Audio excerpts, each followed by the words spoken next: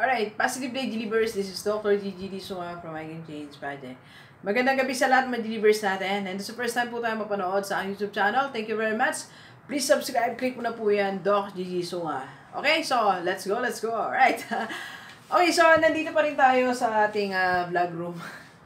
And bagong bili natin yung dalawang books, The Richest Man in Babylon and The 7 Laws of True Prosperity.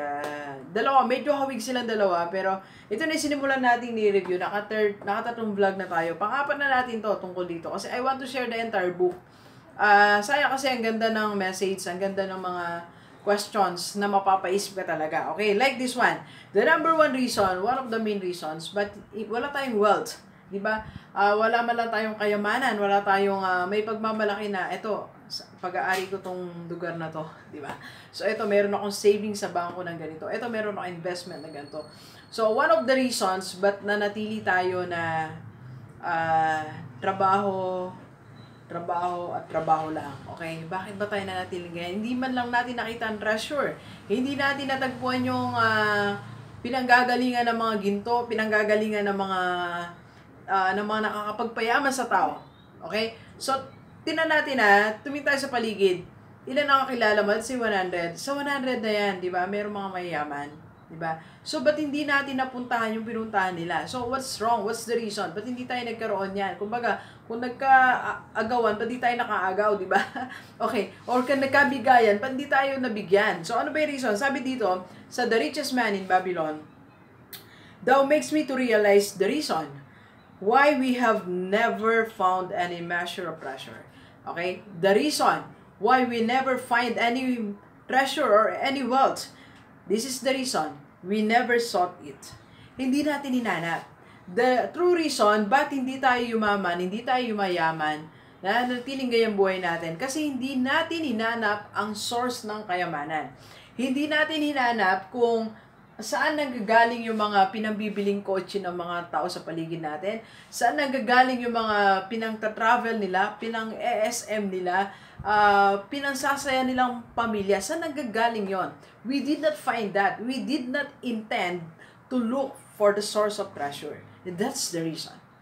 Yun yung dahilan. Sa mga kababayan natin na nagtatrabaho, di ba? Nung namulat tayo, nagkaroon tayo ng trabaho, binigyan tayo ng work, then yun na yun. Hindi na tayo nag-effort. Paano mababago yung trabaho mo? Hindi na tayo nag-effort. Paano madagdagan ng income? Paano mababago ang buhay natin? Wala nang effort. We did not sought for it. Hindi natin hinanap. In other words, you did not decide, you did not dream na isang araw magiging mayaman ka. Na isang araw magkakaroon ka ng ganitong treasure. You did not do that. You did not intend, okay, to look for that.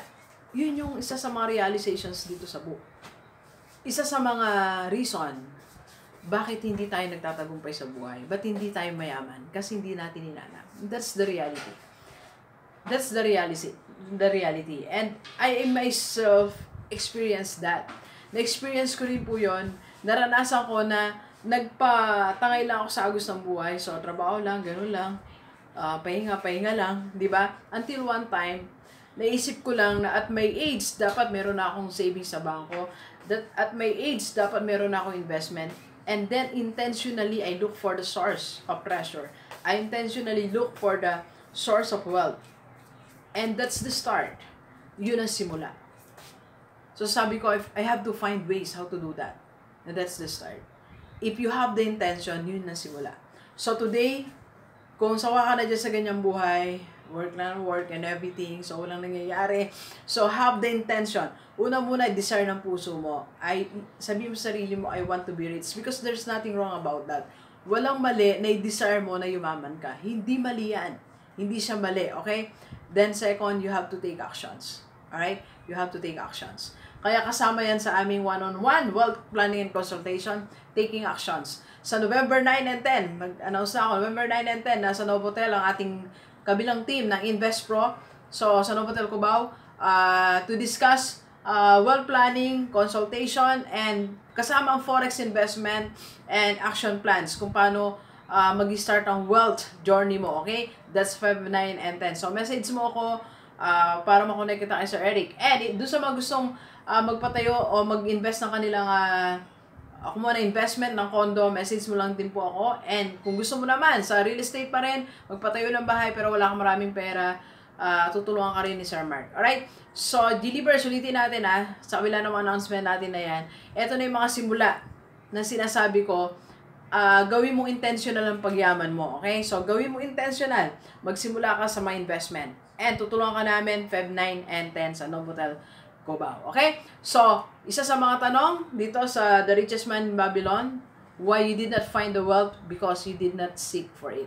So, para magka-wealth ka, you have to seek for it. Decide and then start seeking. Alright? So, please share this video sa lahat ng mga kaibigan natin, kahit OFW o dito sa Pilipinas, para sama-sama tayong mabago at umunlad ang ating buhay. Alright? So, thank you very much, Universe. Enjoy the rest of the day. And let's go, let's go.